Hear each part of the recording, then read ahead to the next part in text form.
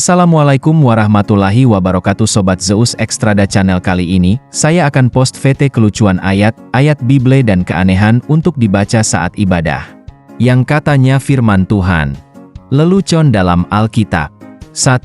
Alkitab melindungi para pemerkosa gadis perawan yang belum bertunangan. Kitab Ulangan 22:28. Apabila seseorang bertemu dengan seorang gadis yang masih perawan dan belum bertunangan, memaksa gadis itu tidur dengan dia, dan keduanya kedapatan 22:29, maka haruslah laki-laki yang sudah tidur dengan gadis itu memberikan 50 shikal perak kepada ayah gadis itu, dan gadis itu haruslah menjadi istrinya, sebab laki-laki itu telah memperkosa dia. Selama hidupnya tidak boleh laki-laki itu menyuruh dia pergi. Jika Anda patuh pada aturan hukum tersebut, katanya si firman Tuhan, pasti Anda akan mencari gadis paling cantik yang masih perawan untuk Anda perkosa, karena sebentar lagi gadis itu akan menjadi istri Anda. Enak kan?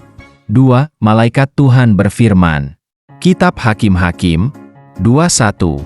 Lalu malaikat Tuhan pergi dari Gilgal ke Bohim dan berfirman, telah aku tuntun kamu keluar dari Mesir dan kubawa ke negeri yang kujanjikan dengan bersumpah kepada nenek moyangmu, dan aku telah berfirman, aku tidak akan membatalkan perjanjianku dengan kamu untuk selama-lamanya. 22. Tetapi janganlah kamu mengikat perjanjian dengan penduduk negeri ini. Mezbah mereka haruslah kamu robohkan.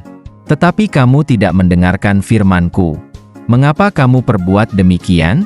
2-3 Lagi aku telah berfirman, aku tidak akan menghalau orang-orang itu dari depanmu, tetapi mereka akan menjadi musuhmu dan segala allah mereka akan menjadi jerat bagimu.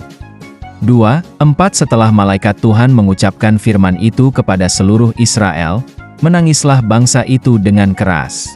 Siapakah malaikat Tuhan itu? Mengapa ia berfirman? Dalam kitab Lukas, Tuhan cukup mengutus malaikat Jibril, untuk menyampaikan pesannya, bukan berfirman atas kemauannya sendiri. Kitab Lukas 1:19 Jawab malaikat itu kepadanya, akulah Gabriel yang melayani Allah dan aku telah diutus untuk berbicara dengan engkau dan untuk menyampaikan kabar baik ini kepadamu.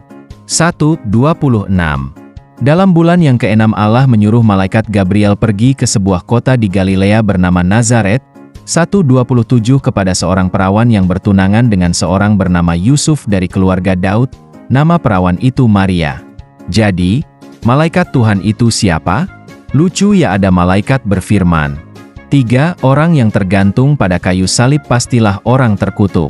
Kitab Ulangan pukul 21:22 Apabila seseorang berbuat dosa yang sepadan dengan hukuman mati, lalu ia dihukum mati, kemudian kau gantung dia pada sebuah tiang, pukul 21:23 maka janganlah mayatnya dibiarkan semalam-malaman pada tiang itu, tetapi haruslah engkau menguburkan dia pada hari itu juga, sebab seorang yang digantung terkutuk oleh Allah. Janganlah engkau menajiskan tanah yang diberikan Tuhan, Allahmu, kepadamu menjadi milik pusakamu. Lucunya di mana? Orang yang tergantung pada kayu salib yang diduga bernama Yesus, benar-benar dipuja dan dianggap Tuhan oleh orang Kristen, padahal ia adalah orang terkutuk menurut kitab Ulangan, katanya si firman Tuhan. Penyimpangan Kristen ini tidaklah terlalu mengherankan, karena berdasarkan doktrin dari sang pendiri Kristen, yang mengangkat dirinya sendiri sebagai Rasul Tuhan, Paulus Tarsus, berikut ini. Kitab Galatia, pukul 3:13 Kristus telah menebus kita dari kutuk hukum Taurat dengan jalan menjadi kutuk karena kita, sebab ada tertulis, terkutuklah orang yang digantung pada kayu salib. Orang yang terkutuk di mata Tuhan, ketika doktrin Paulus Tarsus tersebut ditelan bulat-bulat oleh orang Kristen, bisa menjadi orang yang paling mulia dan bahkan bisa menjadi Tuhan segala. Lucu kan?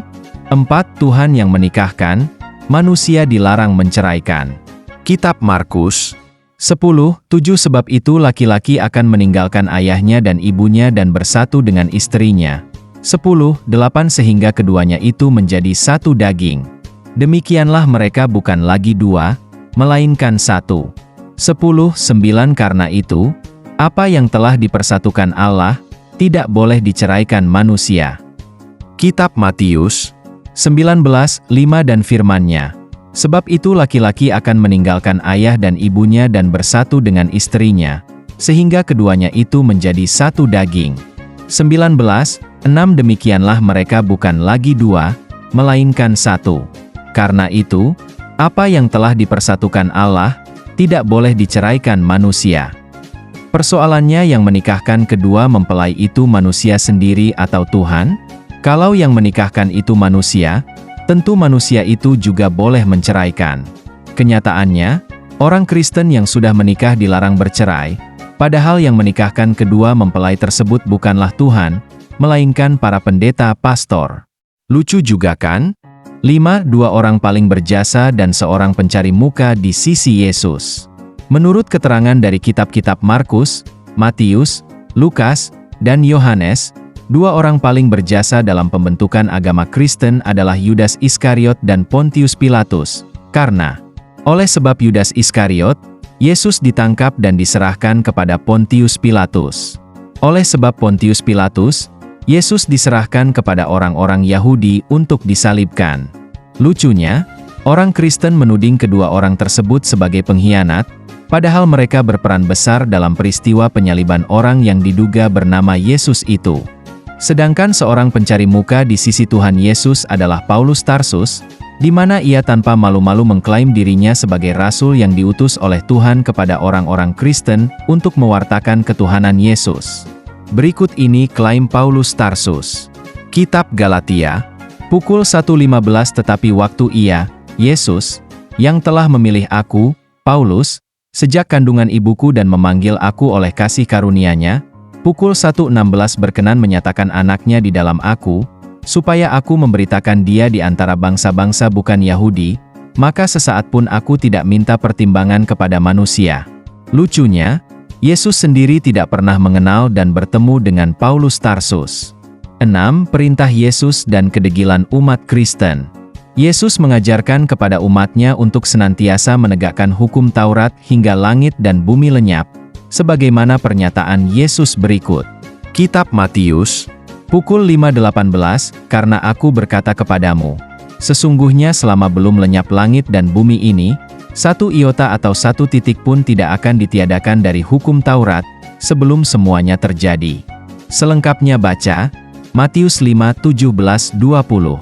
Namun demikian, umat Kristen telah mencampakkan perintah Yesus tersebut ke dalam bak sampah sembari mengatakan, dengan mengutip pernyataan Paulus, Kitab Efesus, pukul 2:15, sebab dengan matinya, Yesus, sebagai manusia, ia telah membatalkan hukum Taurat dengan segala perintah dan ketentuannya, untuk menciptakan keduanya menjadi satu manusia baru di dalam dirinya dan dengan itu mengadakan damai sejahtera.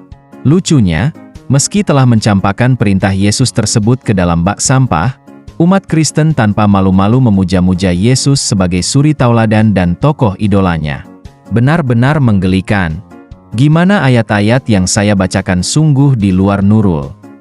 Kan kelucuan umat Kristen mengutuk Yesus.